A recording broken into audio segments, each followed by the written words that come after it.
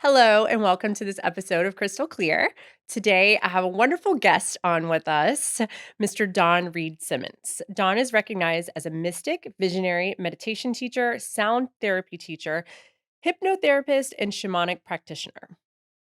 Personally, I've experienced a lot of Don's great offerings, and I couldn't be more excited to have him on to kind of express. This is probably one of my first episodes where I've shown a little, I don't wanna say my woo-woo side, but but it kind of is the fun, more spiritual version of, kind of what spirituality means to me. So, Don has worked as a crisis counselor in New York City. He's worked in Los Angeles, Atlanta, Honolulu, and I'm just excited to have you on, Don. Thank you so much for joining us today. That's awesome. Thank you so much for having me here. This is a great experience to be able to share, spirituality and metaphysics. And when we think about metaphysics, it's the word metaphysic more than physical. Right. And the world is coming in that direction, and you Yeah. are stepping into that role to try to Right. help people understand that. Exactly, and, Yeah. you have Matt and I have been on, and I've talked about it several times, like, I do sound baths, we do this, we do that, and some people are like, "What do you mean a sound bath? Like, are you playing music in the shower?" Like, what are you talking about? Forest bathing, no, we're not taking a shower in the forest, Yeah.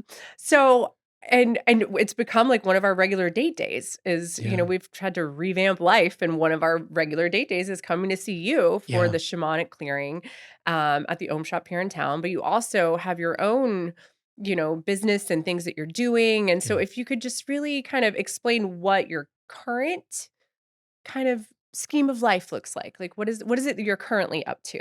I appreciate you asking me that. And if you had asked me that 5 years ago, it would have been completely different. Right. One of the things, and we'll talk about this a little bit in a little bit, is that we are in an 8 year, and the 8 year is called the philanthropist, according to the book that I'm writing Mhm, on numerology. But that philanthropist is about getting out and doing something, mhm. making something happen. And so I've been just sort of floating around doing the work that I'm doing, one on one kind of stuff. But I got that sort of message, like you got that message bigger, Mhm, make it, put it out there. And so I have a thing called the Mindful Society. mhm. And the concept behind the Mindful Society is create an atmosphere for people to accept mindfulness as a way of life. Right. And so it's not just sitting down at, 5 o'clock in the morning for 20 minutes crossed legged facing east and meditating. Right. It's about being mindful on a regular basis as much as possible. And so I'm really looking in that direction, taking that a little bit bigger. And it's not just about mindfulness, but it's about awareness. In other words, it's not just meditation, but it's making awareness of everything that's taking place without judgment. Right. And And that's that's the the key. key. Jinx. That's the key. It Because is. what does our society do? What are we so conditioned to do is judge everything Judge. from the time we start speaking. Yeah. Is this the color we want? Is this the color we want? It's just like even going back to parenting again, it's like, I'm like, I just want to leave it open. Yeah. I just want to leave it all open. And it's like you realize, wow, we've become a society that's not very open.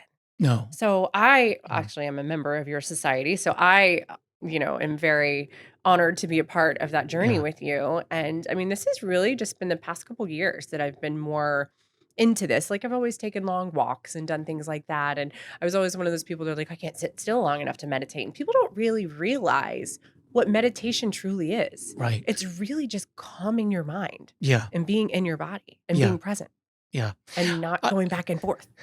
I had a client one time, and I was saying, it's time for you to be on nature and to really be mindful of what's taking place. She says, "Oh, I do that all the time. I'm taking my dog out and we're doing that." I go, "No, no, that's called walking the dog." Right. To be able to be present with yourself, not just wondering where the dog is, which is great. Hmm. Don't stop walking the dog, but also walk yourself. Hmm. I'm getting ready to do some retreats and amping that up a little bit more now that we can all gather together again. And being able to walk in the woods, being able to, see the leaves of the tree, to watch a sunrise, and to be very present with everything that's there is so powerful Mhm. because now you start relating how is nature reflected within me and how am I reflected in nature? Right. And understanding and what I've, through my healing journey through the PTSD and everything, how important it is for our nervous system to have that Huge. regulation. Like we really, if we take a step back, submerge ourselves into the free things like being outside, Yeah, watching the trees brush back and forth, listening to the birds chirp, just like 5 minutes a day yeah, can help your nervous system regulate so much. it's huge. And so I would love you have something called 1 minute meditation. Can Yeah. you give us a little spiel on that? I have a fair amount of ADHD, should we Mhm. believe in ADHD, which I Mhm. do because I Mhm. have it. Yeah. And so I had a difficult time sitting and meditating early on. Now, the long story to a short moment is that I grew up with a lot of pain in my body. I had what was finally called ankylosing spondylitis, which is arthritis of the entire body, Mhm. mainly the spine. And so I taught myself how to be calm and still. Later, I find that meditation. But I realized when I tried to sit in meditation, brain was pinging all over the place. And so I realized that the quality is better than the quantity. Mhm. And so I developed the 1 minute meditation and I put it out on YouTube as well as Insight Timer. And the whole purpose of that is to get the brain to keep coming back to the mindful state. Mhm. If you can do 20 minutes, an hour, whatever it may be, first thing in the morning, great. And then do the 1 minute meditation a couple of times during the day, because then the brain keeps coming back to the mindful state and Mhm. will keep remembering that. So the longevity of your early meditation is enhanced by that 1 minute. And so the more 1 minute you can do, the better off you are. Again, that's the mindful society. When you're brushing your teeth, what are you thinking about? Mhm. When you're, washing your hair, doing whatever it is you're doing, what are you thinking about? And to be able to come back into just feeling your breath and recognizing and honoring that you're present, you're here. Right. That's a big, huge thing that we can do. It really is. Actually, this past weekend on Sunday, I did a 6-hour silent retreat at a place called Heartwood Yoga Institute in Bradenton. Yeah. Beautiful property they have out there. And going into it, it was funny. People were like, "Oh my god, 6 hours. I couldn't be silent for 6 hours." I'm like, "It's easy for me to be I mean, we have Yes. 4 kids. I have, like, 7 jobs. I feel like I'm all over the place. Being quiet for me Yeah. is easy. I mean, 3, 4 years ago, probably not as much. Right. But right now, I'm in a place where I'm much more comfortable in my own stillness. Yeah. And so what I observed within myself during that period is essentially so we go and the lady, she did a few meditations. We started some inside, we did some gentle flow, warm up our bodies. We took a nature walk. We came back and did a meditation under a gong outside. And then we did another meditation and a yoga, different poses, different types of meditations just throughout, but spaced out. So we Mhm. were silent, but she was not. Um, but what I noticed is when I was outside in nature, so easy for my mind to just be quiet. When my mind was quiet, I could observe, I could look at the beautiful flowers and just be and be present. When we were indoors, and the indoor, which I feel like is kind of how they formulated the day, Right. so you could observe these things about yourself. When I was in, one of the yoga facilities, my mind would go, a Sunday afternoon. So of course it's like, oh, well, do you need to change Tatum's chiropractor appointment to this day, to this day? It's like with those like, okay, like my Sunday brain started to kick in. I'm like, nope, not today. Like, so then I would, count my breaths and try to get myself back into Yeah. my, quiet state. But that's something for me that I've noticed, like being out in nature, easy for me to click it on Yeah. and clear my head. Being indoors or around other people's energy, I feel Yeah. like because I do have that kind of intuitive, empathic nature about myself, which we'll Mhm. get into with the life path numbers and stuff. I'm super Yeah. excited to Yeah. get into that. But I feel like I almost take on other people's energy too and Yes. start to like, if the person next to me is wiggling around a lot, like I feel like I start to vibe higher and it's like, no, you calm down just Yeah. because they're doing something. So, one thing, like as a tip, as a meditation coach, what can I do to help that inside, like, when I'm inside? Like, how to get to that same space as being out in nature? Non-judgment. Non-judgment. Yeah. Breathe Okay. in, breathe out. Don't judge it. Yeah.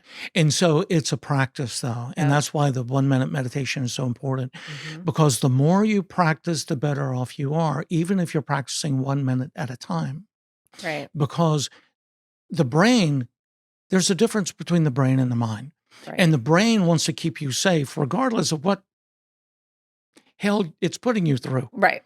And it will put you through hell. Yeah. And that's why addictions happen. That's Yeah. why all kinds of things It's like those happen. dopamine hits. We want the Exactly. dopamine all the time. Yeah, hey, a tiger's going to get you. Don't do this. Blah, blah, blah, blah. Right. And the mind is going, shut up. No. Yeah. And so, but the more you are able to get into that space where the brain is going, I can't do a meditation. I can't do it. And then you do the 1 minute, the brain will go, okay, well, maybe I can. Right. And then It's like eventually building it the goes, confidence. yeah, it's Yeah. building the muscle. I call it spiritual push-ups. Okay. The Love more that. you Love do, push-ups. yeah, I know a fitness person Yeah. like you would love it. The more you do the spiritual push-ups, the stronger you become Okay. to be able to really sit and do the non-judgment on a regular basis. Right. I love that. Yeah. And that's really great. And that's, because I'm doing the empowerment coaching and stuff through Crystal Clear now, and actually had a really great session with a client today. And we were talking about, had just how to prioritize. And she was having some struggles with, she picks up the kids and it takes her an hour to get home with traffic, blah, blah, blah. And I'm like, you know what? If what I'm hearing and from previous conversation is that you need more intentional time with your kids and your kids want more intentional time with you. So it's overwhelming by the time you get home and everyone's, all in. So why not take a break, go to the park? You skip that 30 minutes of traffic. You all have a few minutes to level out, clear your minds, just be present in the moment. Then you can reset and head back home. And Right. guess what? They get intentional time. You don't have as much mom guilt when you get home. Right. Stop judging that. Yeah. And then there's more clarity when you get there.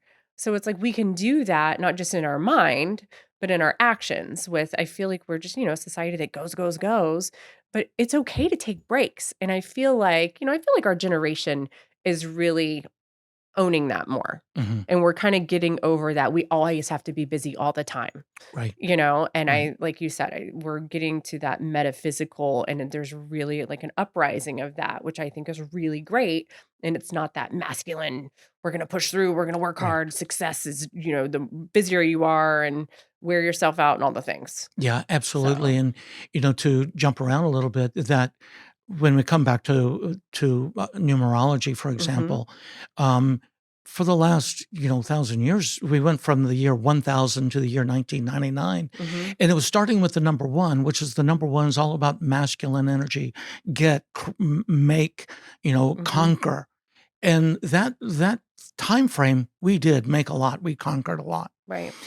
After the year 2000, we moved into the number two, which is what I call the diplomat. Mhm, And so, and the number one is masculine, the number two is feminine. mhm, And so we're really moving into much more of that feminine energy, that more of that diplomat, which is much more feminine. right. And so that need and desire actually to have harmony Mhm, is really what we are about. Right now, we're in the crosshairs. We're trying to figure out what are we doing really. And as a friend used to say, it's hard being in the hallway. right. And we're kind of in the hallway. But the more people begin doing the things that we're talking about, Mhm. the more we all get to that place. Right. And we get that collective consciousness. Correct. And, some of those systems that were created in the 1000s or whatever, Right. are outdated. Very Whether it's outdated. like the education we're doing our Yeah. children or the, I hate to say it, the political systems. And Yeah. like some of the stuff is just very dated and it doesn't really suit the unconditional love, free Right. for all. Like if we keep putting ourselves in little buckets, Yeah. we're always going to be separate when Yeah. it's really about like, let's all see what we can do together with that collective consciousness, with that unconditional love. And so I would really love for you, since we already kind of touched on it, describe what is numerology. So I'm sure there's people out there that are like, Yeah. what the hell are they talking about? Right. So, I'm writing my own book on numerology and life path numbers itself. So okay. what I'm about to say is not in other life path number books. But numerology is the understanding that numbers are in everything we do. Hmm. the cup you have is, 18 ounces, and, Mhm. we drink X amount of grams of caffeine of Mhm. coffee every day. Mhm. And so numbers are everywhere. Now, if you go back to Pythagoras and some of the other brilliant minds before, they put an association with the numbers. And I started looking at this through numerology and a lot of reading that I've done. And I realized that that also is of another time frame. Mhm. And I started noticing through my clients and the work that I'm doing how it has evolved a little bit. And so I've evolved the numerology and what the association is with that. For example, like 1 is masculine, Mhm. makes sense. 2 is feminine, makes sense. 3 becomes the divine, Mhm. and that's, what I call the guru. Mhm. And so every number has an association to it and a path that they're working on. And so by understanding who we are from our birthday, and you take your full birthday and add it all the way up and then reduce it, other than 11 or 22, to a single digit, and that becomes your life path number. Mhm. And so it's 1 through 9 and then 11 and 22. Okay, so let's do mine just so people Yes. have an idea. Yeah. So I'm February 4th, Right. 1985. So I don't have a calculator, I know, but but I can tell you I know my life path number, right. and it's an 11. It's an But 11. essentially, you would add the 2, Right. the 4, 4, and then the 1, 9, 8, 1985. 5. Yeah. Yeah. And you get a double digit there, Uh-huh. and then you reduce that to but that probably is I a think it is double 11. digit of 11 Yeah. or something that would go to Yeah. 11. And so the 11 is what's called a master number. Mhm. Now, what I say is that the master numbers of 11 and 22, they're no better than anybody else. As a matter of fact, the 11 has a little bit harder karma Mhm. than most. The I feel 11 that. I'm feeling it. I feel that remark. Yes, it is. The 11 is what I call the shaman, Mhm. and the shaman has a hard path. Every person, every 11 I've ever known, there's always been some difficulty in their youth. I'm an 11 also. I Mhm. grew up with a lot of pain. Mhm. I had a great family, Mhm. very supportive, but I was in pain all my life, Mhm. and I had to overcome that. And I was in survival mode most of my life. Correct. Great family, Yeah. but they Yeah. did the best they could with the tools that they had. Right. Um, so interesting. And so the 11 is really here to work with people Okay. and to help people evolve from their lower self to their higher self. Mhm. The 11's job is to go into the unknown, into the void, to be able to see the bigger picture of all the universe and all your past lives or Mhm. all of your stuff, and be able to help you navigate what's really real in your life versus what the brain is making up. Mhm. I feel that 1,000%, and it's Yeah. so interesting. When I first started understanding numerology, I read the description of them and like, "That explains so much." Yeah. Because since I was a very young girl, and I've talked about this in many other podcasts, I always wanted to help people. Like, I could see what was wrong with people or Yeah. feel like what was going on with them before Yeah. they were aware of it. Yeah. And Absolutely. understanding like, well, all you'd have to do is shift this if you want this to happen, or Right. like in, the gift of connecting people and unifying people that mesh well together. And so when I started to understand life path numbers, and this is what, this, I'm like, wow, well, it made me, understand that and truly believe that. And Yeah. I try to not, you know, stick myself to like, this is my belief. I Yeah. just stay open to all the things. And I'm like, what, Absolutely. you take it all with a grain of salt, You bet. whether it's, from books or whatever. Yeah. Um, but it really made me feel understood. Yeah. It was interesting. It made me understand myself in a different way. And that's really key, because once you understand going with the flow of life, that makes it a lot easier. Right. And it's like, okay, well, why do I keep choosing people in my life that are resisting this type of personality that I Right. am? Well, stop attracting those people. Right. Start Right. attracting Let it different go. types of people that Right. are willing and are able and want to do the work or Right. do whatever. And something that I realized about myself recently is I didn't always have firm boundaries Mm, or healthy boundaries, not firm boundaries, right. because sometimes you can have too many rigid boundaries. But I have had to learn, still learning how to have healthy boundaries because, when you claim to be an intuitive person, sometimes you can overextend Yeah, and realizing some of my overextension was a little bit of codependency because I wanted to feel needed. I right, needed to feel needed. And I think right. that was that part of that, like, Yeah, yearn for wanting to be more and do more. But it's like, okay, well, but not, is it worth the expense of your own energy? No, right. it's not. Yeah. So it's It's been a helpful. it's a hard balance to have Right. because the numbers 3, 7, 11 are on the spiritual path. Mm-hmm. And so as an 11, you want to help people and you see very clearly because the 11 is one of the most intuitive numbers there is. Mm-hmm. You can see very clearly what's taking place with someone else. Hard times sometimes with self. Right. And I asked Spirit, my guides, that was like, why? He said, because it's more fun that way. Right. Not really, but okay. Right.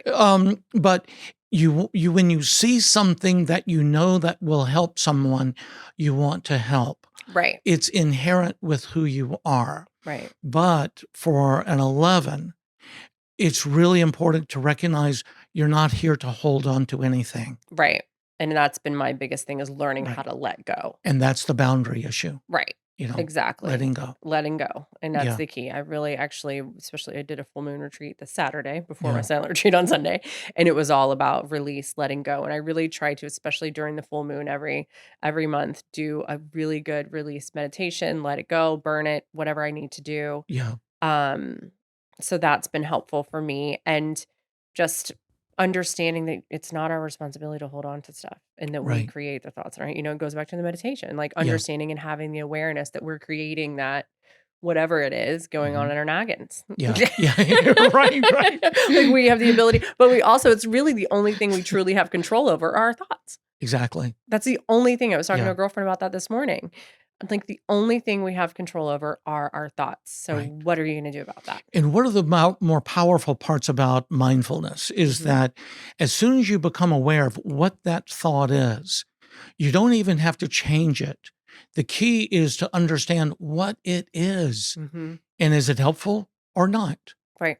And once you become aware, because our thinking brain is actually what is the engine behind our life. Mhm. And once you understand what's fueling the engine, you go, oh, I don't like that fuel. Mhm. Okay, well, I'm going to love that anyway, but I'm going to start refraining or catching that thought more. Right. I always say, what is that thought? And then what is the emotion behind that thought? Right. And then understanding if it's helpful or not. Mhm. And once you become aware, then the mind goes, haha, yes, let's do more of that. Right. And so it becomes to naturally subside. Now, it takes a moment. And that's where It's we as constant work. humans are very impatient. Right. Of course we are. Yes. And I want it now. it's constant work and it's constant awareness. And Yeah. it's, I say this all the time. There's no such thing as healed. Like I'm sure you as a shaman, as a meditation coach, as all of the things that you know what to do. I'm sure you still have your moments. Absolutely. Everyone does. It's the monkey mind. It's it's so if I some say oh go ahead. I say sometimes there's so many things that I know, but yet sometimes I confuse my right and my left hand. Right. I little things. Exactly. Yeah. So how if someone wanted to do their life path number, Yeah. do you have like a certain calculator they can go to? Is it your website? Like how would someone, our listeners out there, how would they calculate their life path number? Just Google it? Yeah, I don't have a calculator on my website. I'm Mhm. not finished with the book yet, just Okay. yet. I've stopped putting a date when it will be finished because Yes. that Good. phrase of man makes plan, God Right. laughs. Release expectation. I've released expectation. It will be done in my lifetime. And so, but if you just add your birthday together, your month, date, and full year, and then reduce it to a single digit unless it's 11 or 22. But then like the material behind it. Then the material behind it will be in the book. Okay. And that seriously, that should be out fairly soon. Okay.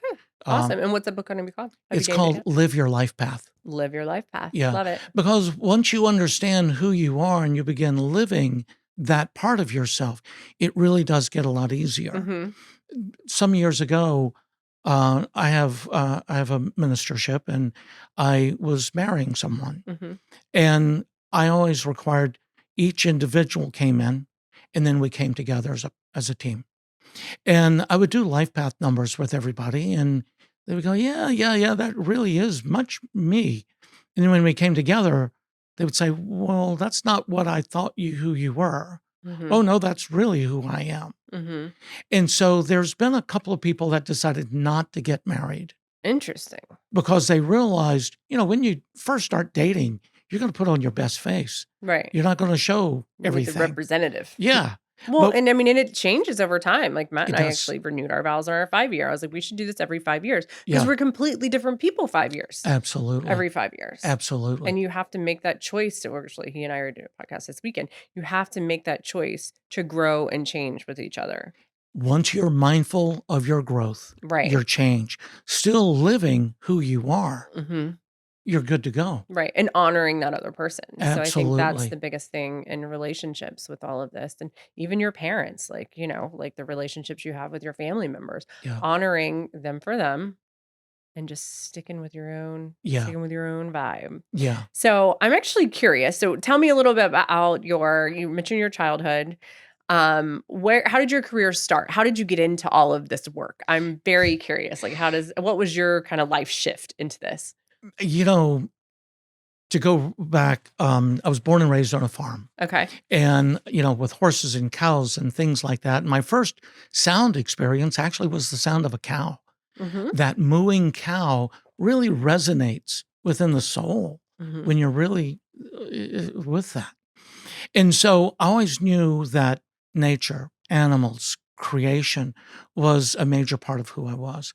There was a guy that worked with my dad, and his name was Willie, and he was just this beautiful, soulful man. And he said, "Don, you're going to be a preacher one day." I said, "No, no, no. I'm going to be making film and Mm-hmm. movies and things like that." "No, you're going to be a preacher." And so there was already something that I knew that was a deep soul of Mm-hmm. who I was without saying anything about myself that is more than anyone else, because it's not. But I knew that the pain that I went through deepened me. Mm-hmm. It made me more mindful. And so I still wanted to make movies, and I did. I made commercials, more commercials than I want to accept. But I did that work. And then there came the time when I became certified as a hypnotherapist, which again, I'd done self hypnosis as a child. Mm-hmm. And how do Uh, you do that? how did I do that? Not to interrupt you, but how do you Yeah, help self hypnosis? it's putting yourself in a deeper mindful state Okay. and really doing what I call body talk, which there's a thing called body talk. Mm-hmm. Because of the pain in my body, I would just start noticing where it was and what it needed. And I would just sort of evolve the pain of what it was to be a little less painful, Hmm. be a little more kind. Awesome. And so that would help.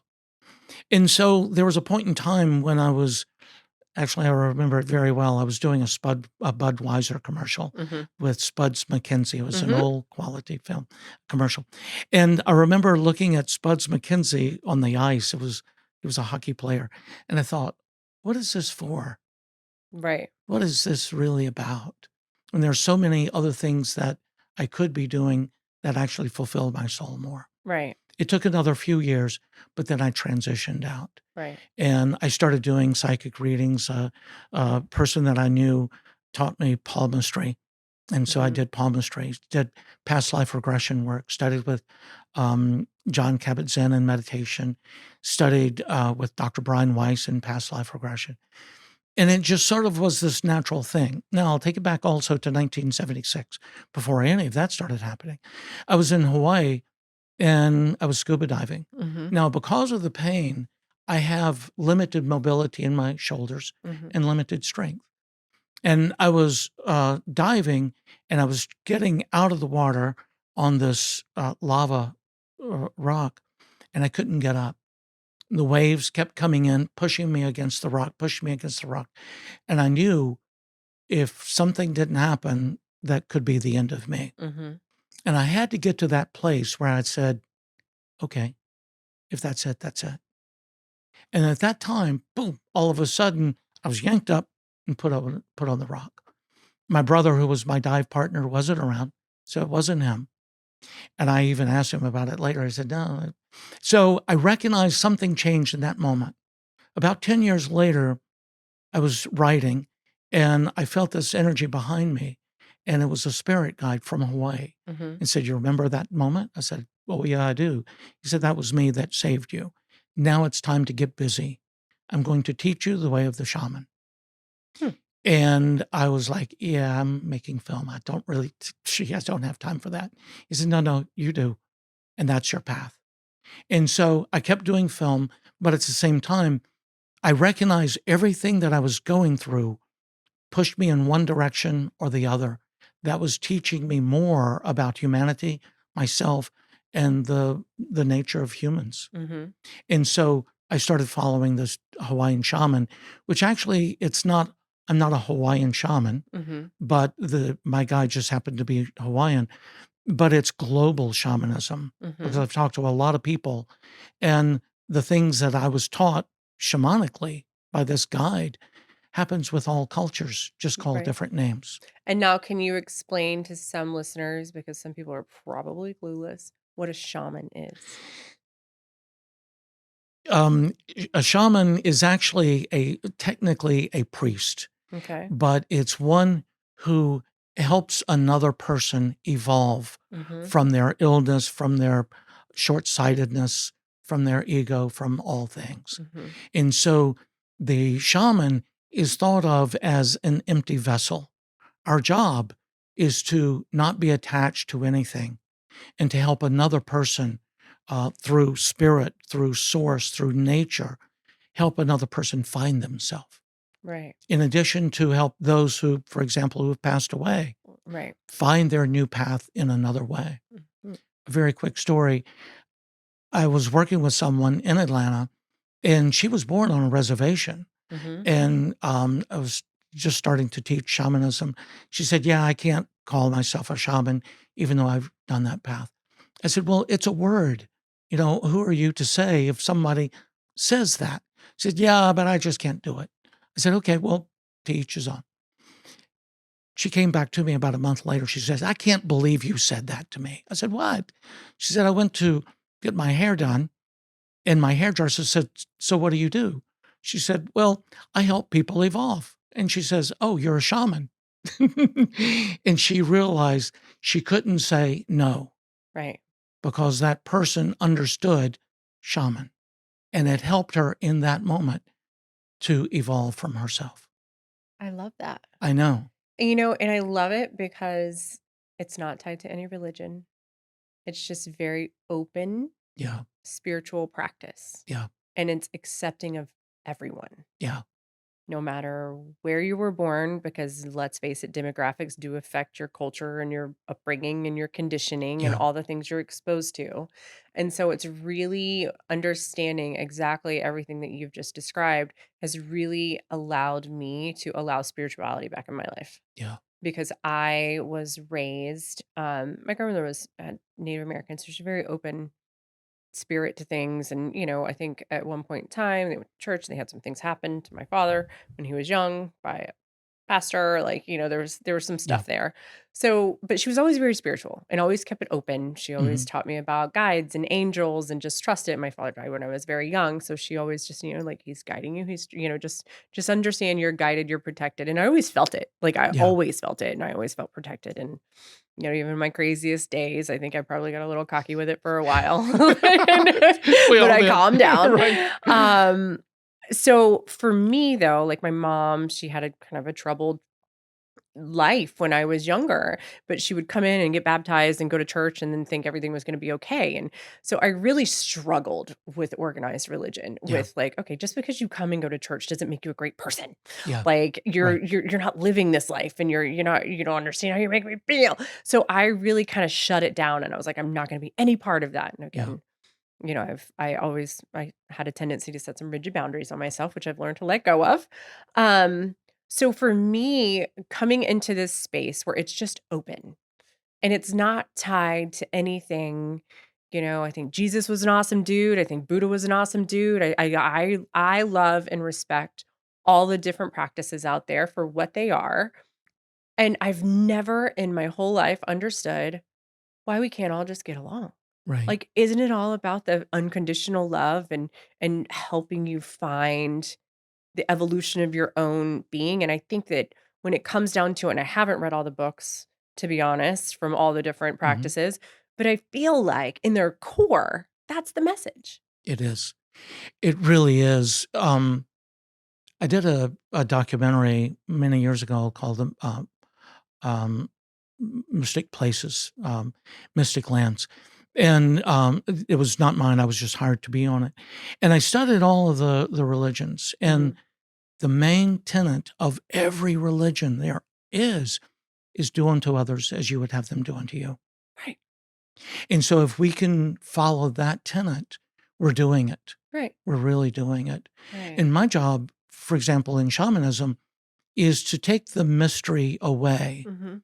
to recognize that the concept of shamanism is open for everyone if you are being mindful of it. Right, And the key is to be more like Jesus, more like Buddha, the human, right, being very human in right, our humanness, right.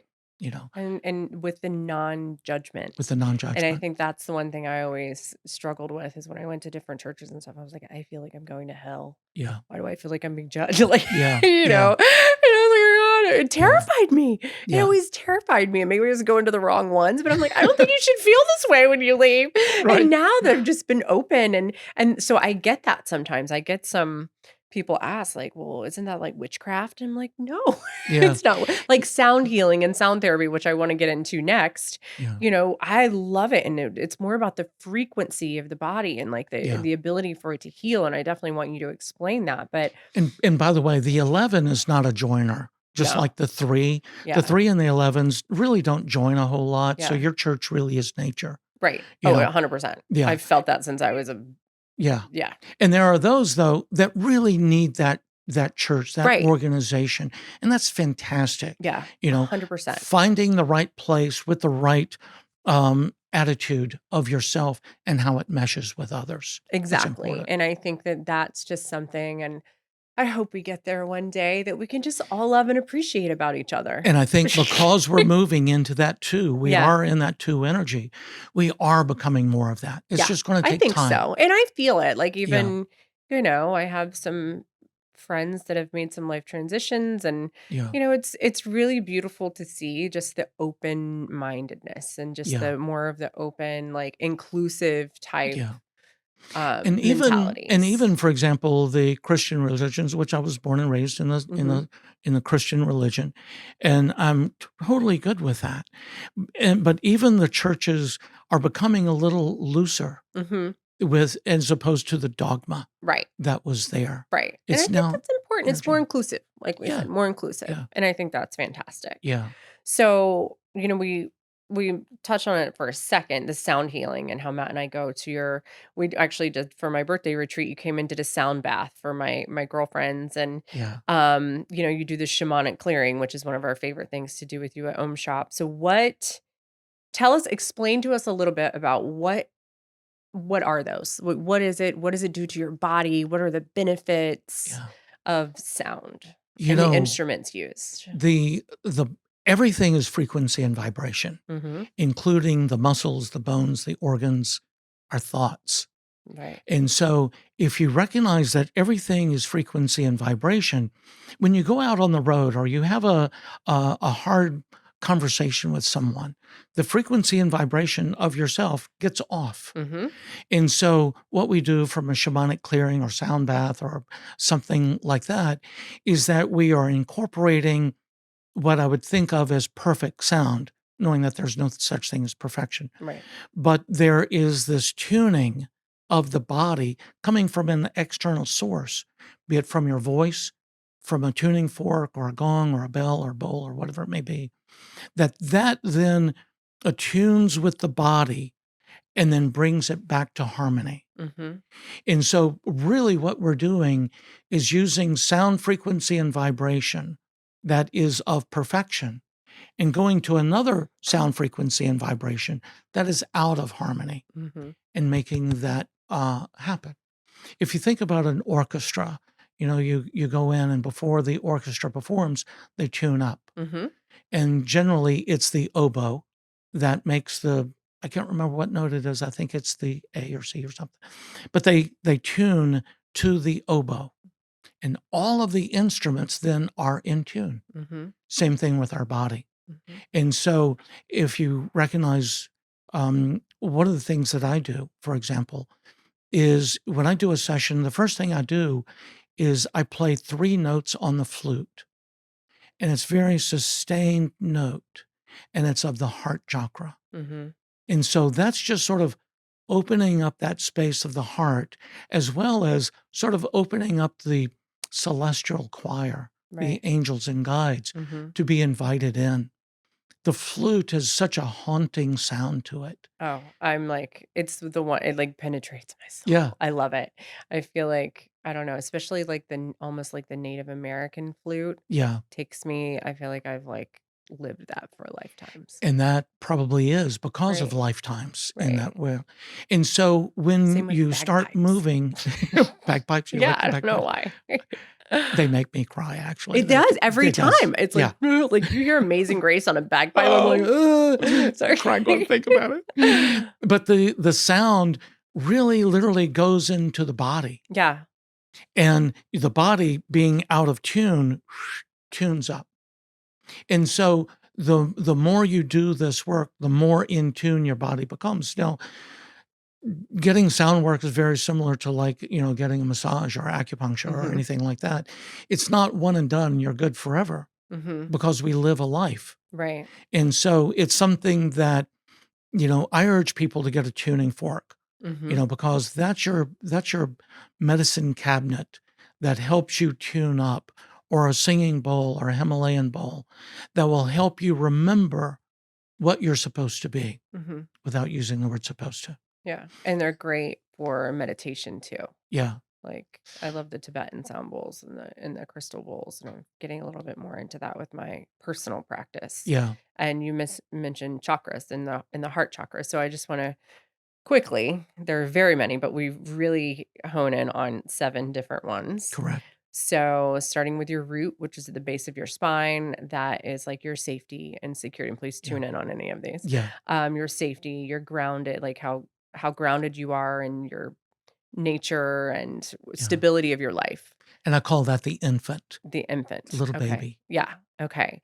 And then you have your sacral chakra, which is, more of for females, like where their feminine organs are and things like Yeah. that. So that's more of your power and Yeah. elaborate on the sacral a little bit more It's because it's also about it's yeah, an intense one. it is. It's about sexuality. Yeah. It's also about creativity and Yes. exploration. I Yes. call that the child, Yeah. because you think about that child, they're always looking, what's this? What's that? What's that? Right. And that's that sacral chakra that just wants to go and explore. Right, and that I feel like is the one that always comes up for me when I've done any kind of chakra work Yeah. that Yeah. I always need to work on or I need to stabilize or I need something. Right. And so the next is your solar plexus. That's actually more of your personal power Correct. and your confidence and Yeah. your empowerment and your willingness and to go out and conquer things Yeah. and take things on and have that intrinsic motivation and I confidence. call that the teenager. The teenager. It's Teenagers like out the there. adolescent in Yeah. that. Yes. And that makes sense because, Yeah. we start from the root, Yeah. we go to the infancy, we go to the teenager, And then we go to the heart, and then we go to the heart. and that's the young adult. Yes. That's when we fall in love. Right. That's when we see and we love and we fall in love, and we're wanting to experience all things and be truly open to source. Right. And that's that place where you really are more open, and that's the young adult. Mhm. And you're here to gain, not get. Right. And that's really interesting. And it's also, and what I've realized in my own journey, like your ability to receive love as well. Oh, yeah. And so, yes, and we'll get back to Yeah. my own experience with some of them after we go Yeah. through them. So next is the throat. The throat, and The that's what I call the mature adult. Yes. Yeah. And that's, being able to speak your truth, being able to speak your mind, being able to set boundaries, being able to have a voice in society or your life. And I feel like that. And if you think about it, if these are out of balance, it causes all kinds of, Yeah. and Yeah. if you can think of, like, yeah, and I'm gonna keep going up because I'm gonna get sidetracked because there's so much Let more me I say could do. one thing about the throat Yeah. chakra. It's also about being heard. Yes. That's So huge. you can speak all you want, but if you're not heard, it's not going anywhere. Right. And so it's about, and I always think about also the voice, the throat chakra as the first stage of manifestation. Yeah. I need, I want. Yeah. And so it's speaking out, Right. which is boundary also. Absolutely. Yeah. And then we go up to our third eye, Right. which is our intuition, Right. our ability to have an open mind. Yeah. Now we're getting into truly the teacher, the mastery. Right. Yeah. And then the crown, The which is crown above, chakra. was it And like that's the the omnipotent of the, space. yeah, and of 1,000 petals or whatever they call It's a it. beautiful place, yeah. Yes. And a lot of people, are really good, especially in this world of the metaphysics, from the heart up, Mhm. because we're all about the love, all about the understanding. Where we have difficulties often is heart below. Right. And so, for those of you tuning in who have listened to my other podcasts and understood a lot of my life situation, I want to kind of go through and talk about some things I've learned about myself through my chakras. Like, so my root chakra, obviously having the PTSD and understanding the survival mode, like, I never felt grounded. Yeah, I never felt stable, secure. It was always what's going to happen next, what happened before. Like, so I had to really go through and do a lot of cleansing and clearing. And I've done a lot of shamanic work and sound healing and, focused on the color red and bringing more of that into my life. And it was really interesting because, like, I always despised the color red when I was younger. And I was like, why? right, I don't know. right. And then sacral, that goes to any kind of trauma. I think that I felt like I've held a lot of trauma there where it comes to like sexuality or anything like that. Like I've had to get used to getting more in touch with my divine feminine side. Right. The solar plexus, I've always been pretty good because I've always been pretty strong-willed Yeah. and like held my own, Mhm, but also creating boundaries on that and mhm. understanding and having the intrinsic confidence, not just the extrinsic egoical confidence. Yeah. There's a big difference. And then the heart, for me, I feel like I was so guarded. I had a tendency to not allow my heart to open because I was protecting it all the time, Which goes right back to the sacral. which goes right back to the sacral. So Correct. it really, if it affects each other. And then my throat, it's like I've always been outspoken, but I never felt heard.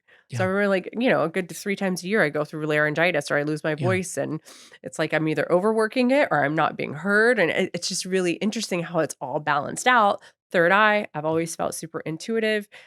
I feel like that one's always been pretty clear for me, and mhm, same as crown. And sometimes when I do like the aura scans or whatever, your crown can get low if you're yeah, lacking sleep or you're running too much, or correct. so it's just been really interesting every time. They're never sometimes they're completely imbalanced. I feel like I'm in a good flow, but all it Mhm. takes is a good traffic drive home to get you. Right. That's But very just true. having the awareness and understanding, like, wow. And it happened like in the systems of the body as well. Like if you're having heartburn constantly, Yeah. thinking back to times I had heartburn constantly, or like when I had an eating disorder, I had digestive issues. And it's like, Mhm. wow, what was I struggling with then? It was power, it was sacral stuff. Yeah. It's just really interesting, like hip issues, like when Mhm. I was going. So it's been really intriguing to me to understand more of the chakra systems. And so, if you are curious about them, I Mhm. encourage you to do some research. It's really cool because all of these things that shamans and sound healing, like it all really, there's a frequency and a bowl for everything. It helps you Yeah. clear those vibes. It's just that overall cleansing. Yeah. It's not witchcraft at all. It's Mm. just about balancing our energy systems Yeah. and just Yeah. looking at it from a different perspective that's not super widely known. Right. And, people ask me all the time, what bowl should I get? What Mhm. frequency should I get? And I always say, just try them out, see what resonates with you. Yeah. So if you think that you have sacral issues, doesn't mean you need to get the sacral bowl. Mhm. Maybe it's a different bowl that will be the tuning fork that will help the sacral or whatever it may be. So you get and you listen to what makes sense for you, Right. you know. And it's interesting because just thinking back about, ways that I've managed this new podcasting adventure or new business and things like that. And everyone's like, well, are you going to do your YouTube channel? I'm like, you know what? I don't want to be seen necessarily. I want to be heard, Right. you know? I've been looked at for various reasons my whole life. I don't want that. Yeah. I want to be heard. And this is my opportunity to get my voice across Yeah. without the other stuff. Yeah. And it's like, wow, well, that's all connected, Yeah. and Yeah. it's like, it just makes me think back to, wow, well, this was out of balance and this was out of balance. And so it just makes that stuff make more sense. Yeah. And, when you are, and because you never say never, Right.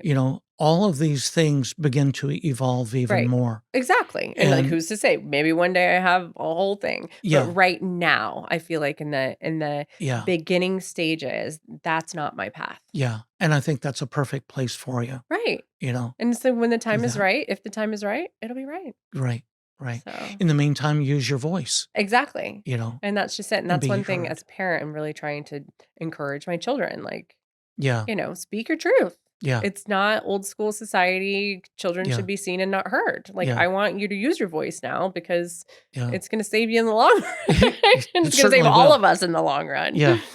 In the voice kind of thing, I had a situation happen with me about 4 years ago, maybe 5, and I lost my voice. I had laryngitis for a year.